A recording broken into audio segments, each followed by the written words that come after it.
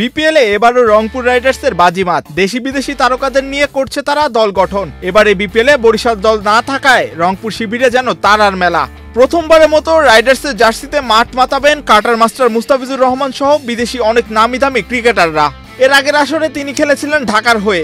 পাশাপাশি বিদেশি ক্যাটাগরিতে রংপুর এবার দলে ভিড়িয়েছে গতবার ফরচুন বরিশালের হয়ে খেলা কাইল মায়ার্স এবং দাউদ মালানকে। স্বাভাবিকভাবে আসন্ন বিপিএলকে সামনে রেখে দল গোছাতে শুরু করেছে 5 ফ্রাঞ্চাইজি। দেশি ক্রিকেটারদের পাশাপাশি বিদেশিদের দিকেও নজর রয়েছে তাদের। এক্ষেত্রে পুরনো ফ্রাঞ্চাইজি রংপুর রাইডার্স নুরুল হাসান সোহানের পাশাপাশি আরো অনেককে দলে টেনে নিয়েছে। Gold's Gym across 30+ countries with over 700+ locations worldwide. Train anywhere, belong everywhere. এছাড়া বিপিএল এর অকশন থেকে তারা দলে ভেরাবে একাধিক ক্রিকেটারকে। আগামী 17 নভেম্বর রাজধানীর 5 তারকা হোটেলে অনুষ্ঠিত হবে বিপিএল এর ড্রাফট। আগামী 19 ডিসেম্বর থেকে 3 ভেন্যুতে মাঠে গড়াবে আসন্ন বিপিএল এর এবারের আসর।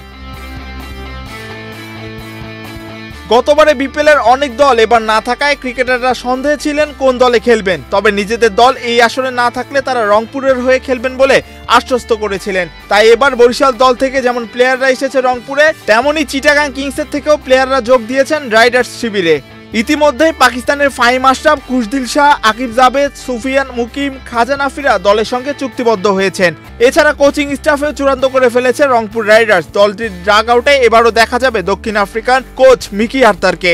গ্লোবাল সুপার লিগ থেকে শুরু করে বিপিএল এর গত কয়েক আসরে দলটির প্রধান কোচের দায়িত্বও সামলেছেন তিনি। এবারও আর্থার থাকছেন দলটির সঙ্গে। এম মাহিউজ্জামান, বাংলাদেশ প্রতিদিন।